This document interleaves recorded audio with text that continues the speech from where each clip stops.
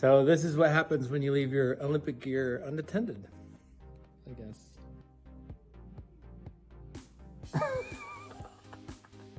That was actually right before he left. I put on, when he was out of the room, I snuck in and I took his outfit and went outside and started playing with the dogs, wearing his clothes. All right, the last, I was gonna say supper, but it's the last breakfast. Oh. Woo! I got you my toast. Go kick some ass, baby. Hello. Oh my God. Unfortunately, it didn't work out with the visas, and spectators aren't allowed at the Olympics because of COVID, so I'll be watching from home. Being in Mammoth is always amazing, especially because we're in California, getting to experience the cold weather and get to be in the snow, but also have the sun shining and have it still be a mildish winter. It's kind of the perfect place to be, and the festival just brings an extra energy into the town that makes it that much more electric and fun. I've been snowboarding a lot this winter, and I actually didn't bring my snowboard to Mammoth because it's, you know, the festival's happening and it's work, so I decided to put the play aside and just, I also don't want to get hurt, and I like to do tricks and do jumps and things when I'm snowboarding. So the one is a short film that I directed that is about a woman who starts off her day, seemingly a normal day in the park, and it takes a pretty dark turn.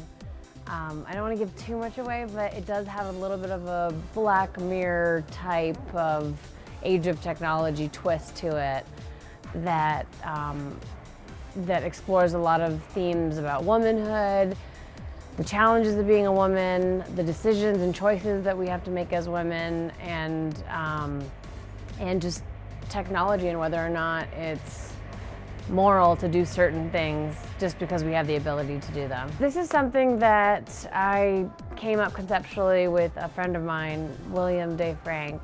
The two of us wrote it together, and it was loosely inspired by, you know, nowadays, myself, friends of mine, so many women in my life are at the stage of their life where they're freezing their eggs or thinking about having kids or doing all of that.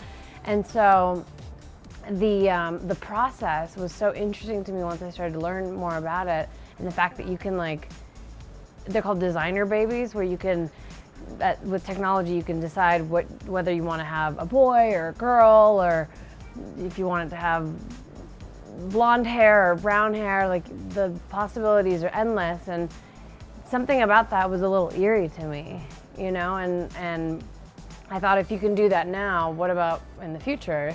What if you could hypothetically not only choose your child, but choose to interview your future child and then make the decision based on how the interview goes?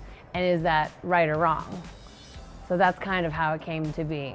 It was really exciting because I've been in the industry almost 2 decades now, in front of the camera, and over those 2 decades I kind of used it as a learning experience, and I would come up to the director or the director of photography or the grips or the electrics and the crew and pick their brains and ask questions and say, like, what does that do? Why do you do that? How come you're going in tight? And so over the years I started learning and became so fascinated by the whole process, and storytelling is my passion.